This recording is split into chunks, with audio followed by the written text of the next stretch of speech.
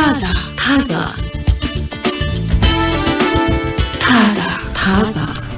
ወደ ቤተሰብ ሰዓት ስንገባ ያው የወንዶችን አንድ ጉዳይ እንመለከታለን ብለናል። የአእምሮ ጤና ጉዳዮችን ነው። ለምን ወንዶች ብቻ ካልን ደግሞ ለወንዶች የአእምሮ ጤና ጉዳይ እስከዚህም የነበረች ዓለም ናት ነው። ምክንያቱም ስለ ስሜታቸው፣ ፍላጎታቸው ከዛ ባለፈ ደግሞ ምን አይነት ጫና ኖሮባቸው ነው ህይወትን እየተጋፈጡ የሚኖሩት የሚለው ላይ እነሱም ግልጽ አይደሉም። እንደ ማህበረሰብም የምንጠብቀው ጠንካራነታቸውንና በጥንካሬ ሁሉንም ነገር ማለፍ መቻላቸውን ስለሆነ ቢደክማቸው ደከመን እንዳይሉ የተደረገበት ስርዓት ውስጥ ለረጅም ዘመን ኖረዋል ነው። የደብሊውኤችኦ ሪፖርትን እያየሁ ነበረ። ዓለም አቀፍ በሆነ ደረጃ በወጣው ሪፖርት ውስጥ ወደ 12.5% ያክል የዓለማችን ወንዶች ናቸው አእምሮ ልክ አይደለም በሚል እነሱም ቅርብ ያሉ ሰዎችም ለሕክምና ወደ አእምሮ ሕክምና ተቋማት ቦታ ይዘዋቸው የሄዱት በአብላጫው ምልክቶቹ ሲታዩ የአእምሮ ጤና መታወክ ውስጥ ነኝ ስለዚህ ሕክምና ልውሰድ አይሉም። ቤተሰቦችም አያስተውሉም። ከዛ ባለፈም ሌሎች ተመሳሳይ ችግሮች ሲያጋጥሙ የሚሄዱበት ርቀት የአእምሮ ጤና እክል እንዳለባቸው እንደ ሳይድ ኢሹ ሆኖ ይቀርባል እንጂ ወይም ጎን ለጎን የሚቀርብ ጉዳይ ነው እንጂ ራሱን ችሎ ለመታየት ፈቃደኛ አይደሉም ማለት ነው። ደግሞ ሂደት አለው የአእምሮ ሕክምና። ምን እየተሰማሽ ነው? ምን እያደረግሽ ነው? ምን አይነት ለውጦች አሉሽ?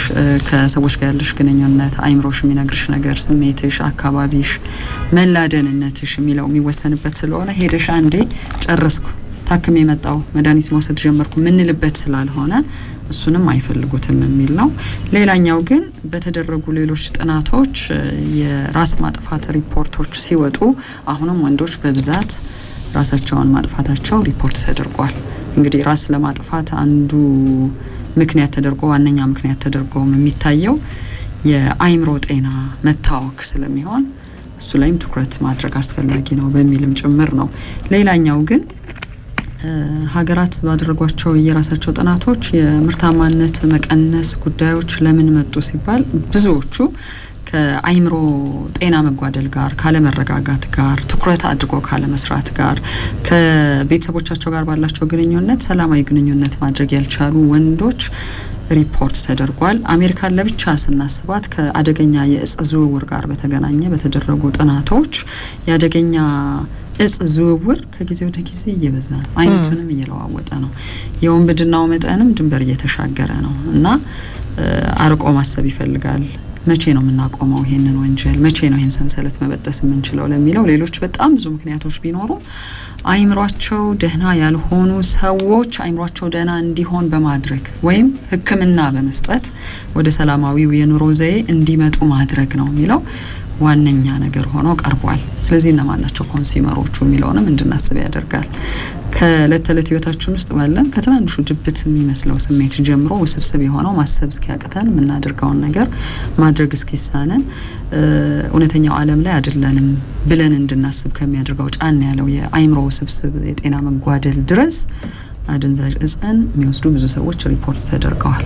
ስለዚህ ነገሩ ውስብስብ ነው። ወንዶች ላይ ጥናት ማድረግ አለብን የሚለውንም ነገር በልዩነት የታየውና የጁን ወር ወይም ያለንበት የሰኔ ወር አንዱን ወር ሙሉ ዓለም አቀፍ የወንዶች የአእምሮ ጤና ግንዛቤ ማስጨበጫ ተደርጎ እንዲወሰንም ደብሊውኤችኦ ያደረገው በዚሁ ምክንያት ነው።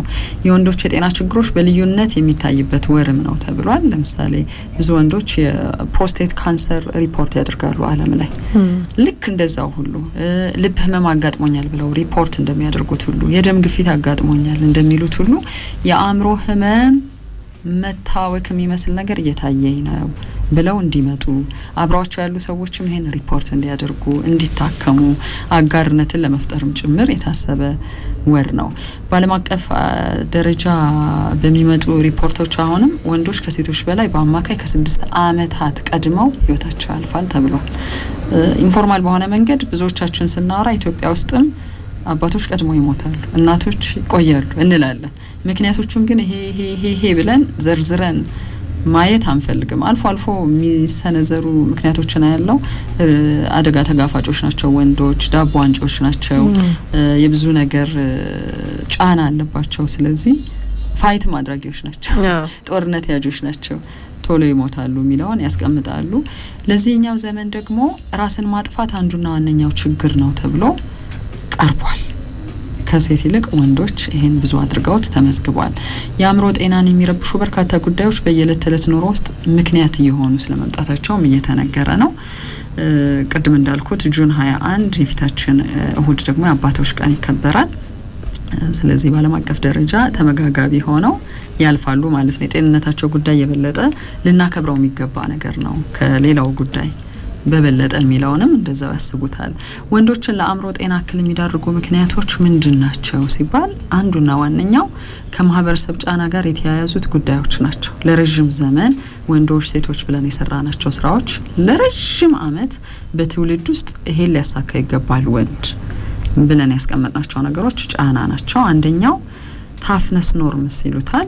ወንዶች ጠንካራ ናቸው፣ ከባድ የሚባሉትን ነገሮች ሁሉ በጥንካሬያቸው ማለፍ የሚችል ማንነትን የገነቡ ናቸው የሚለውን እኛም ማምነን ሰተናቸዋል፣ እነሱም አምነው ተቀብለዋል።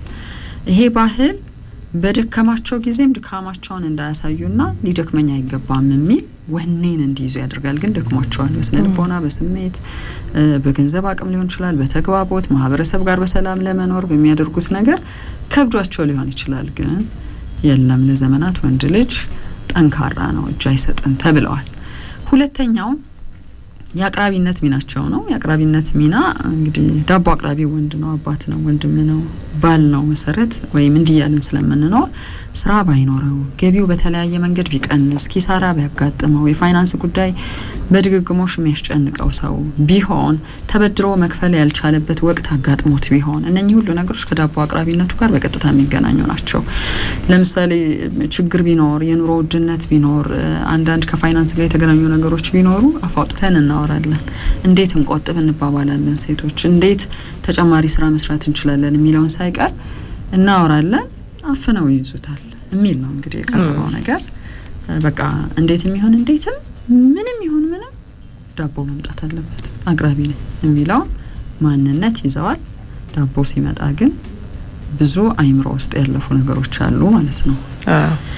ሶስተኛው ወንዶች ባሉባቸው ጫናዎች ዙሪያ እርስ በርሳቸው ሳይቀር በነጻነት እንዳያወሩ፣ እንዳይመክሩ፣ እንዳይተነፍሱ ተደርገዋል። ሌሎች ጉዳዮችን እንዲያወሩ ሲገናኙ የመዝናኛ ወሬዎችን፣ የፖለቲካ ወሬዎችን፣ የእግር ኳስ ጨዋታ ትንተናዎችን ታዲያ ሰብረው አይወጡም። እንዳያወሩም እንዴ ልንል እንችላለን።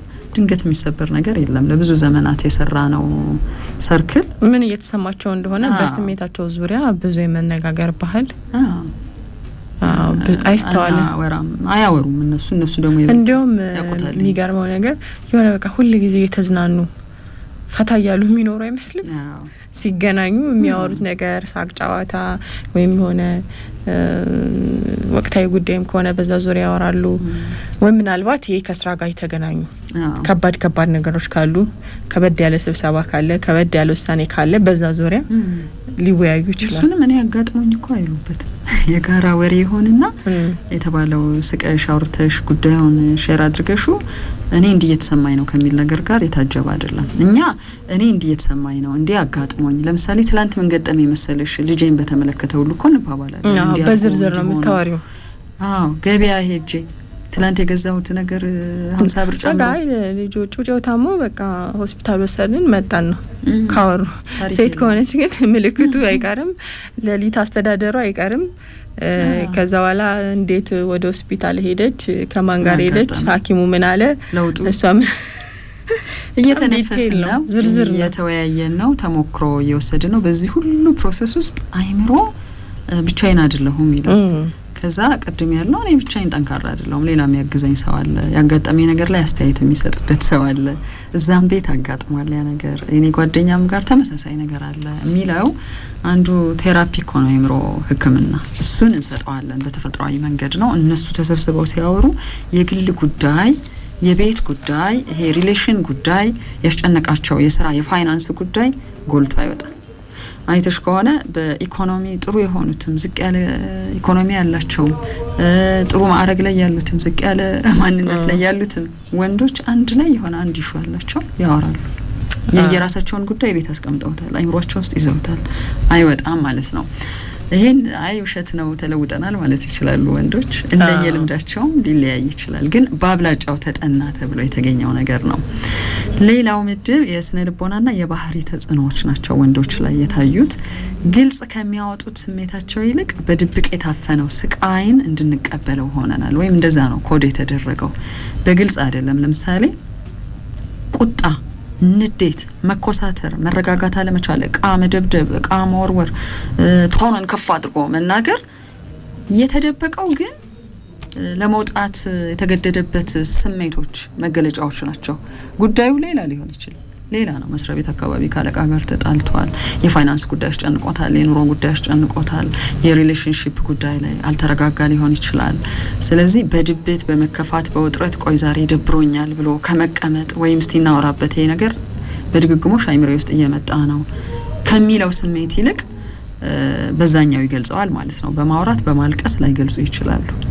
እኛ ምን ሆነሽ ያለቀሻለሽ ሆነሽ አይነሽ ይቀላው ምን ሆነሽ ዛሬ ከቤት ያለጣሽው ዛሬ በቢጃማ ነሽ ልብስ ማልቀየርሽም በመባባል ውስጥ ፍንጭ እንሰጣለን ከዛ ይወሬስ እሱ ይሆናል እነሱ እሱን ከደበቁት በምን ታውቂያለሽ በሌላኛው መንገድ ነው የምናየው ቁጣ ንዴት መኮሳተር መረጋጋት አለመቻል ይሄ ደግሞ ለብዙዎች ምን ይሆናል የወንዶች ባህሪ በቃ ይኮሳተራሉ ይናደዳሉ ቃይወራውራሉ ንዴት አለባቸው አይነት ነው የምንለው ኮዙ ግን ሌላ ነው የሚለው ጋር ለማሰብም ፍቃደኛ አይደለንም ይሄ ግፊት ወደ አምላጭነት ባህሪን መውደድ ይቀየራል ነው escapist behavior ይሉታል ወደዛ ይሄዳል በጣም ረጅም ሰዓት በስራ ላይ ማሳለፍ ሊሆን ይችላል ምን ሆኖ ነው ስራው አያልቅም ወይ የሚባሉ ሰዎች ይፈጠራሉ በየቤታችን ቁማር መውደድን ሊወዱት ይችላል ለምሳሌ በፋይናንስ በጣም እየተጨነቀ ነው ያለው ቁማር ባቋራጭ የሆነ ገንዘብ የማግኘት እድልን መሞከር አድርጎ ሊያስበው ይችላል የሆኑ ሰዎች ጋብዘውት ሄዶ ሊሆን ይችላል በየቀኑ እየሄደ ይሞክራል እዛ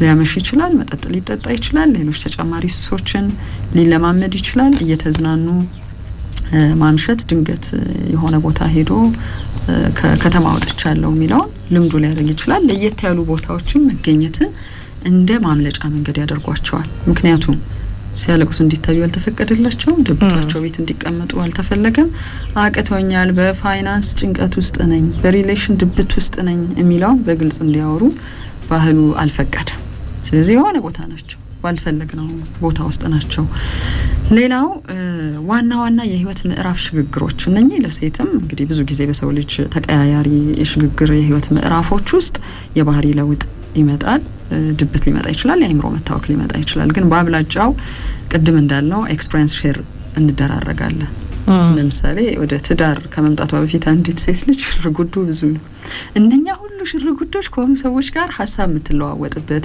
ትዳር ምንድነው ግንኙነት ምንድነው የሚለው ተጠባቂ ነገር ተዘጋጅታ የምትጠብቅበት ይሆናል ለወንዶች ምናልባት በፋይናንስ የሚጠየቀው ነገር ማቅረቡ ብቻ ተጠባቂ ነገሮች ይታሰባል እንዴ ስለንቱኑ ነው እንጂ ስለ ሴሬሞኒው እንዳለ ሆኖ ግን ታወሪያለሽ የማውራት እኮ ችግር የለባትም ሴት እንደውም የምትጠራጠረው ምንድነው ነገሩን ከልቧ ኢንተርናላይዝ ታደርጋለች ወይስ ከላይ ነው እያወራን ያለነው የሚለው ነው እንጂ ለምሳሌ ከርግዝና በፊት ከወሊድ በፊት ይሆኑ አሉ በተለይ አሁን ይሄ ደግሞ ሶሻል ሚዲያ ከመጣ በኋላ አስቀድማ የሚሰማትን ስሜት ሁሉ መታወራ ብዙ ሴት አያለው ምን እየተሰማት እንደሆነ ቀጥሎ ደግሞ ምን ሊሆን እንደሆነ ሰውነትን የማዳመጥ አይምሮ የሚለንን ነገር አውጥቶ ለሌሎች መናገር እንደውም ሁሉ ቦታ ላይ ኢሞሽናል አትሁኝ የሆነ ነገርን ያዛርጊ የምትባለው እኮ ሴት ናት ብዙ ታወራለች እዚህ ቦታ ሄጄ የተሰምቶኝ ዛሬ ከእንቅልፌ ስነቃ እንዲህ ያለኝ ነው አይምሮዬ ከጎረቤትም አልፎ ያው በአደባባይ እየዘረገፍ ነው ይሄ ምዕራፉ ለውጥ በህይወታችን የሚያጋጥሙት ነገሮች አንዱ አካል ነው ምንም አስገራሚ አይደለምና ሁሉም ያለፈበት ነው ልንል እንችላለን በአግባቡ ማስተዳደር ካልቻሉ ከባድ ውጥረት ጭንቀትና የድብት ስሜቶች ያስከትሉባቸዋል አንድ በጣም ከተማችን ውስጥ ታዋቂ የሆነ ፎቶግራፈር ምን አለኝ የባለፈው ፋሲካ አካባቢ የነበሩ ሰርጎች ላይ ነው ስቱዲዮ ውስጥ አለመግባባት ተፈጠረና ወደ ኮሊደር ወጣ አለና ተረጋጋ ወንድሜ አልኩት ፎቶ ሊነሱ መጣው እና ለምንድን ነው እንደዚህ ይሆንክ ያለው እኛ አናቀም ምን እንደተፈጠረ ዘጋ ግን ተረጋጋ ይሄ ማን ደግሞ እኮ የፎቶ ሹት ነው ብዬ ስለው እንባው አመለጠው አለ እንባውን እንዳታይ ጥረት አደረገ እሷ እንዳታይ እንባው አታውቅም እንደተሸነፈ በጣም ነው የገረመኝ ነው ማለት በቃ የተሸናፊነት ስሜት ነው ማልቀስ ሰው ፊት አለቀሰ ማለት የሆነ ነገር ውጥረት ውስጥ ነው አለች ስትረሱ አልቻለም አሁን እዛ ነጭ መሀረብ ነጭ ከረባት ጥቁር ግን ደግሞ ወንዶች ሲያለቅሱ የሚያሳዝኑን ብዙዎች አርገውት ስለማያሳዩማ እና ችላው ነው ባይገደዱ ኖሮ እንደዚህ እንባውጥተው ያለቅሱም የሚል አመለካከትም አለ ሴት እኮ የምታስለቅሰን እንደውም ሀዘን እየነገረችን ካላለቀሰች ነው እንባ ስለለመድን ሴት ላይ በቃ ችላው ነው ይባላል እሷም ካላለቀሰች ሳርካ ካላለቀሰች እናለቅስላታለን እሱ ወንዶች ደግሞ ሳያለቅሱ አሳይተውናል ኖረዋል አያለቅሱም ግን ማለት አይደለም ወጣት ልጅ ነው በጣም የብዙ ነገር ውጥረት አለበት አረ ግን ብቻ እንዳታየው እንባው እንዴ ብታየውስ ኖሮ ሚልኮ ሪል እናወራ እንችላለን ነገሮች ይበላሻሉ እንዴ ስንት ነገር ተጨቃጭቆ ይሆናል እዛ ቦታ የሚመጣው ስንት ነገር አለመግባባት እኮ አለ አንዱ እንደውም የትዳር እኮ ፊልም የሚጀምረው ከዚህ ከተባለው የሰርግ ስነ ስርዓቱ የሚጀምር ይመስለኛል እነማን ይጣሩ በስንት ብር እንደግስ ይሄኛው ስነ ስርዓት ይካተት ይሄን ዕቃ እንግዛ በደንብ ታየዋለሽ እዛ ጋር ያለው ኮንፍሊክት ግጭት ያ ሰው ማን ነው እሷ ምንድነች ማየት አቋም አላት ገንዘብ ላይ በብዙ ምርጫዎች ላይ ያለው ነገር ትታያይበታለሽ አይከፋም ብቻ ደክሞኛል ማለት አይችልም ደክሞኛል ማለት ስንት ቦታ ይረገጣል እኮ አይደል ስንት ቦታ ይኬዳል ከሰርጉ ቅድመ ዝግጅት ይሄን አምጣ ይሄን ክፈል የሚባል ከሆነ ደግሞ የገንዘቡ ጉዳይ ለሱ ብቻ የተተወ ከሆነ አስቢ እንዲ ፊዚካሊ ብቻ ሳይሆን በስሜት ደከመኛውን ስንላለን እኮ አንዳንድ ደከመኝ ተስፋ ይቁረጥ ሳይሆን ደከመኝ ቆይ እስቲ ተውኝ አሁን በርግጥ እየተሻሻለ ነው አሁን ወደ ትዳርም ወንዶች ከመግባታቸው በፊት የሚፈጠርባቸውን ስትሬስ ሴቶች ለማቅለል እየሞከሩ ነው አይደል በቃ በጋራ እናረጋለን ነገሮችን የማለት ነገር አለ ግን ሴቶች ደግሞ ያንን የማይረዱና ይሄንንም መክፈል አለበት ይሄንንም ማድረግ አለበት የሚሉና በቃ ስነ ስርዓቱ ሴሪሞኒው ላይ ብቻ ትኩረት የሚያደርጉ ከሆነ እንዴት አይጨነቁ በቃ ከባድ ነው ስለዚህ ይሄን በአግባቡ ካላስተዳደር ወደ የትኛው የህይወት ጉዞ እየሄድኩ ነው ከጅምሩ በጣም ብዙ ነገር ላይ አይምሮዬ እየደከመ ነው አካሌ እየደከመ ነው መንፈሴ እየደከመ ነው ስሜቴ እየደከመ ነው የሚለው ወዴት ሊወስደው ይችላል የሚለውን ላናቅ እንችላለን የውጥረት የጭንቀት የድብት ስሜቶች ያስከትሉባቸዋል አጋዥ የለኝም የሚረዳኝ የለም የሚያምነኝ ደግሞ የለም ያው ሁሉ ነገር የኔ ብቻ ኃላፊነት ነው ብለሽ ስታስቢ በጣም ከባድ ነው ለምሳሌ የተባለው አዲስ ህይወት ውስጥ መግባት ሊሆን ይችላል ይሄ ትዳር ህይወት ውስጥ ዝግጅቱ የሚጠበቅብሽ ኃላፊነት ቀናቶቹ የሚከተሉሽ ቀናት ናቸው ምናልባት ሲያልፍ እኮ እንደ ታሪክ የምናወራው ነገር እያሳለፍነው ባለንበት ጊዜ ግን አድክሞ ሊሆን ይችላል የዚህ ተቃራኒ ደግሞ መለያየት ፍቺ ጽኑ የግንኙነት ጸቦች አለመግባባቶች ሊያደክሟቸው ይችላሉ ወደ ወላጅነት የመምጣት ወይም አባትነት የመቀበል ነገር ላይ በቂ ዝግጅት ካልተደረገ በተለይ አዲስ አባት የመሆን ስሜት ልክ ለድህረ ወሊዱ ድብት ብዙ ለሴቶች እንዳወራ ነው ተመሳሳይ ናቸው የሚለውም እንደዛው እና አሜሪካ ውስጥ የተደረገው ጥናት ያው አሜሪካ የምንለው ብዙ ሪፖርቶች ጆርናሎች ስላሉ ነው ሌላኛው ዩኬ ናት ወጣቶች ሆነው እንደዚህ ድንገት አዲስ ተጋቢዎች ናቸውና ትንሽ ዘግየት ብለው መውለድ ፈልገዋል ግን ድንገት ሜንታሊቲ ታረገተ ማለት ነው ሳያስቡት ሳይዘጋጁ እና ቁጭ ብለው ነው የተላቀሱት ሁለቱ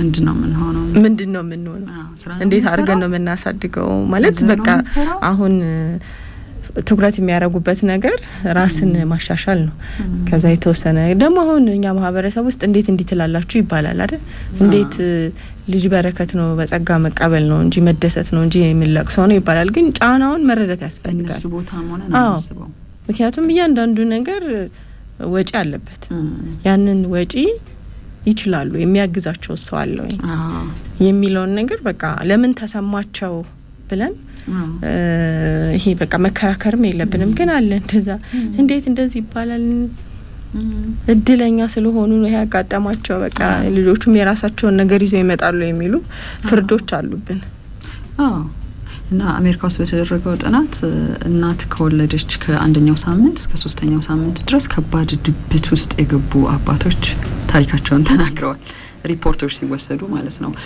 እሷ የነበራት የምጥ ሂደት የርግዝና ሂደትና የዋጋርነቱን ነገር ነው የምናየው በኋላ ከወለደች በኋላ ምን ተሰምቶታል የሚለው ላያወራም ይችላል።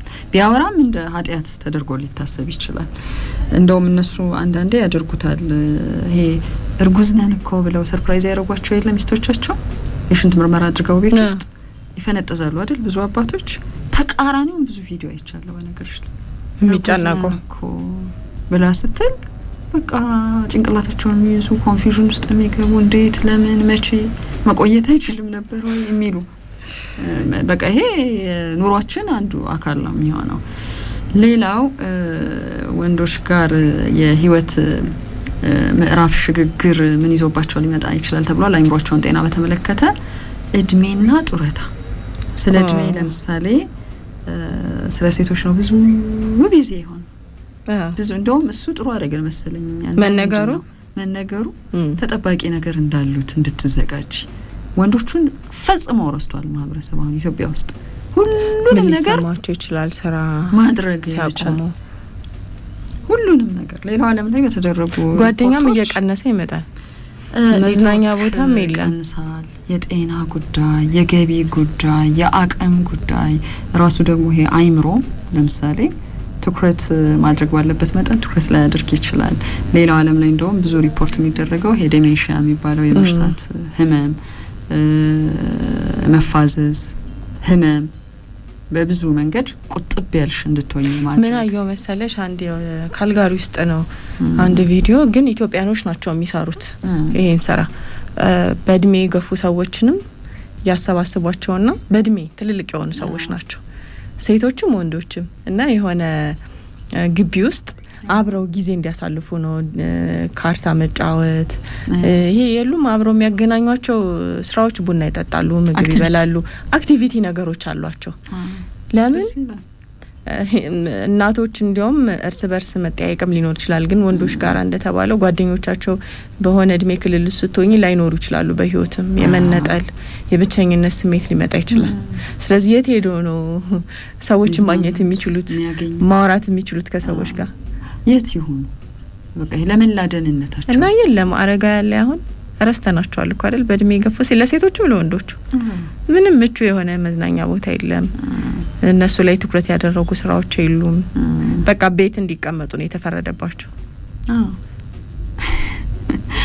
እንግዲህ ጡረታን በጣም አሸንፈው በወጣትነት ዘመናቸው እንደነበሩት ሆነው በፋይናንስም በአቋምም በስነ ልቦናም አሪፍ የሆኑ አባቶችን የምናገኘው ውስን በጣት የሚቆጠሩ አብላጫው ልክ ጡረታ የተሸኘ እለት ጀምሮ ውስብስብ የሆነ ሀሳብ ይመጣበታል። የበላይ ነበርሽ መንደርሽ ውስጥ ቤተሰብሽ ውስጥ የምትፈልጊውን ገንዘብ ታገኝ ነበር።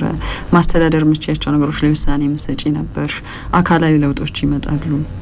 ብዙ ለውጦች ልክ ጡረታ ከወጡ በኋላ ያልተዘጋጀንበት ጡረታ ከሆነ በተለይ ድንገት የሚደርስ እድሜ ያለ በነገራችን ላይ እሱ አንዱ ምክንያት ነው ተብሏል። ድብት ይኖራል።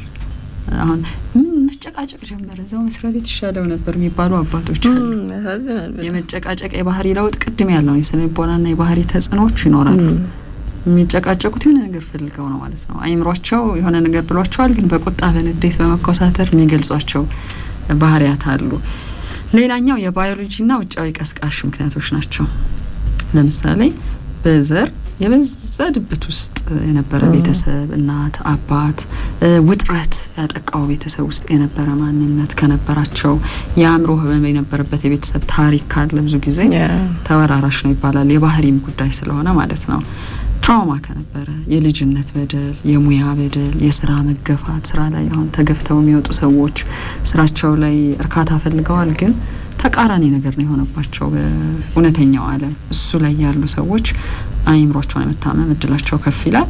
በሽታ ሲመጣ እንደዛው ማስተዳደር አለመቻልና መቀበል አለመቻል የሰዎችን አይምሮ ጤና ሊያዛባው ይችላል የወንዶችን። ስለዚህ ምን አይነት ባህሪያት ሊያሳዩን ይችላሉ? ታመምኩ አይሉም። እነሱም ታመምን አይሉም እኮ። ምን ሊሆን ይችላል? ማስተዋል ስላለብን ነው። ከጓደኞች ከቤተሰብና ከነበሩ ልምዶቻቸው መውጣት መራቅ የሚያዘወትሩ ከሆነ እዚህ ቦታ መገኘት አለባችሁ ሲባሉ ለምሳሌ እጭ ማለት ከጀመሩ ቁጣ የሚላቸው ከሆነ ብስጭት የሚላቸው ከሆነ የሙድ ቶሎ መቀያየር ካለ በትናንሽ ጉዳዮች መጨናነቅ መጨቃጨቅ ካለ መቁነጥነጥ ወይም መረጋጋት አለመፈለግ ካላቸው፣ እንቅልፍ ማብዛት ወይም አለመተኛት ካለ፣ በዙሪያቸው ባሉ አሳታፊ ነገሮች አለመሳተፍ፣ መደንዘዝ፣ ኢሞሽናል ነምብነስ ያለው፣ ዝም ብለው ቁጭ የሚሉ ከሆነ፣ ዝም ብለው ጊዜ የሚያልፍ ከሆነ፣ ምን እያሰብክ ነው ሲባሉ ምንም ይላሉ። እንደውም ወንዶች እንዲሁ።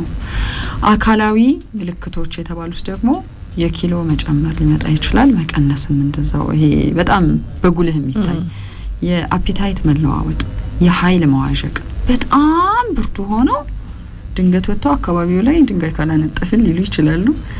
ከተቀመጡበት ወንበር ደግሞ ላይነሱ ይችላሉ። በጣም ሃይ ባትሪና ሎ ባትሪ ሲሆኑ ማለት ነው።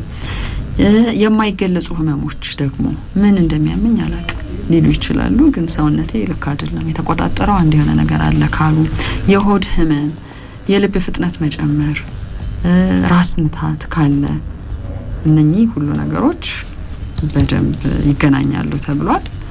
ሌላኛው ግን ኮሚኒኬሽናቸው ላይ ሲነጋገሩ በማስተዋል ምላሽ የማይሰጡ ከሆነ፣ የማስተዋል ምላሽ የምንላቸው እኔ አሁን አወራለሁ፣ አንቺ እኔ ባወራሁት ላይ ተንተርሰሽ ተያያዥ ነገር ነው የምታወሪው፣ ሌላ ነገር የሚያወሩ ከሆነ፣ ይሄ በድግግሞሽ ከሆነ አንዳንዴ ሊያጋጥም ይችላል። ግን በድግግሞሽ ከሆነ እኔ ለምሳሌ ስለ ቤተሰብ አንድ ጉዳይ እያወራው ከሆነ እዚህ መንደር ውስጥ ግን ብለው የሚሉ ከሆነ እርስ በርሱ የሚምታታ ወሬ ይሆናል።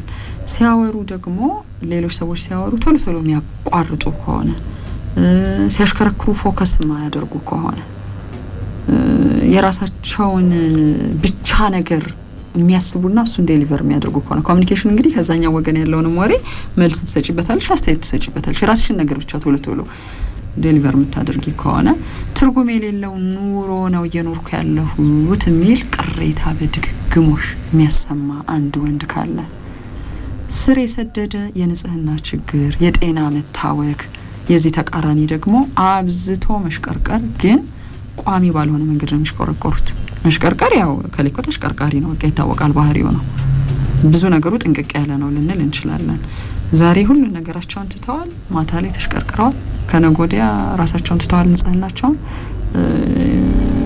ከሚቀጥለው ቀን ደግሞ በቃ ሌላ ሰው ሆነዋል። እነኚህ ሁሉ ነገሮችን በማስተዋል ለውጦች እየመጡ ስለመሆኑ ማየት ያስፈልጋል ነው። ቅድም ያልናቸው ቀጥሎ ምን እናደርጋለን ደግሞ እኛም ሀገር አያለው እንዲህ የግሩፕ ቴራፒ የሚሰጥባቸው ቦታዎች፣ ሰዎች እድሜያቸው ከጨመረ በኋላ እንደነኛ አይነት ተቋማት ጋር ቢመጡ፣ ያው ኮሜርሻል የሆነ ይዘት ቢኖራቸውም ግን አትሊስት አማራጭ አለ። ምን እየሆነ ነው የሚለውን ያሳያል። እሺ፣ ታዛ ነው እየሰማችሁ ያላችሁ። ታዛ